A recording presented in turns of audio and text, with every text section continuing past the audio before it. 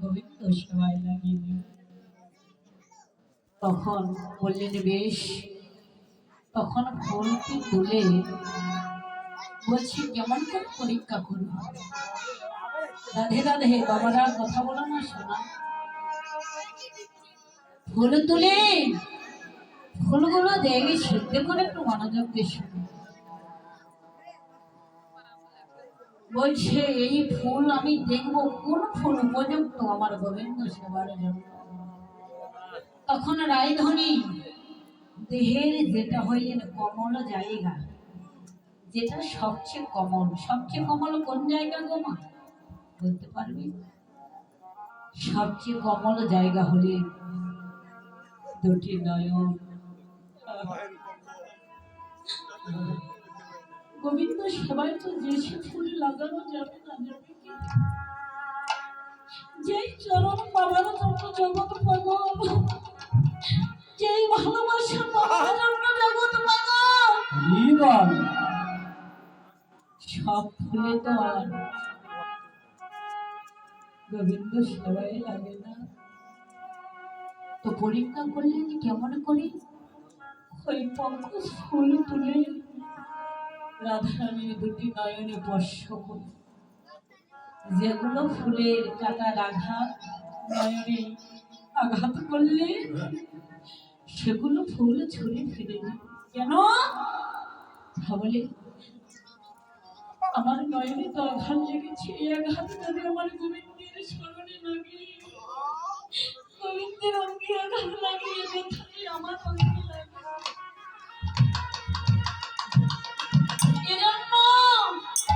যেগুলো ফুল কমল ওই আঘাত লাগলে না সেগুলো ফুলে রেখে মালা গাঁথলে, আর যেগুলো আঘাত লাগলে সেগুলো ফেলে দিলে। দেখুন ভালোবাসার কত মমতা।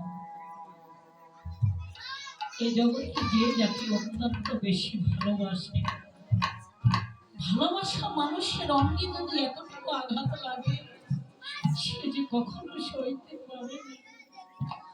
তখন যেগুলো ফুল সেবায় রাখবে সেগুলো মালা গাঁথবে, মালা গেঁথে সখীগণের সঙ্গে করি ওই শোনো সংকেত ভাব দিয়া রায়, সব সখীগণের বদন প্রাণে বলছে ললিতা রে, তোরা একটু কৃপা করে বল এই অপরাধী দেহ দ্বারা এই দেহ কি আমার গোবিন্দ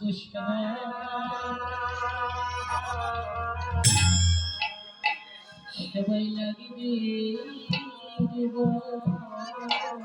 দেহ কি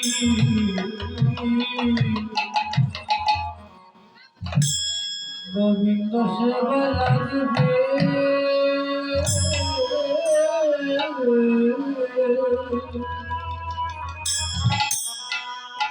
লাগিবে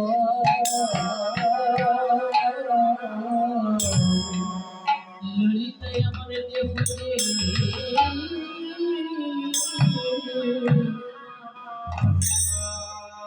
যে পাপে ভরা,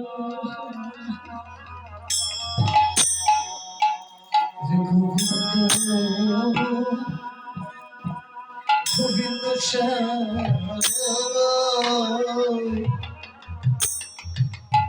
গোবিন্দ সবাই লাগিবে,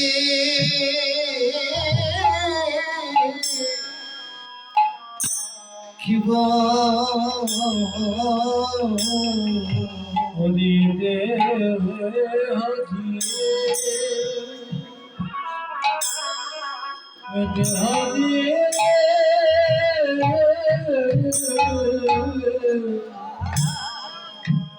ওরে পাপে ভোজা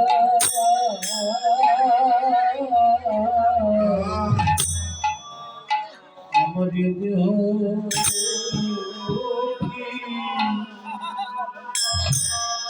গোবিন্দ সেবা লাগিবে,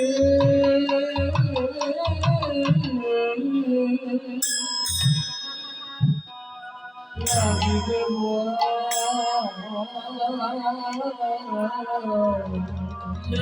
জগতে আমায় কেউ তো ভালো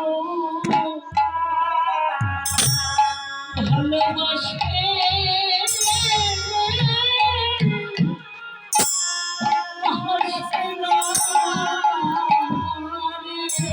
নদীর ধারে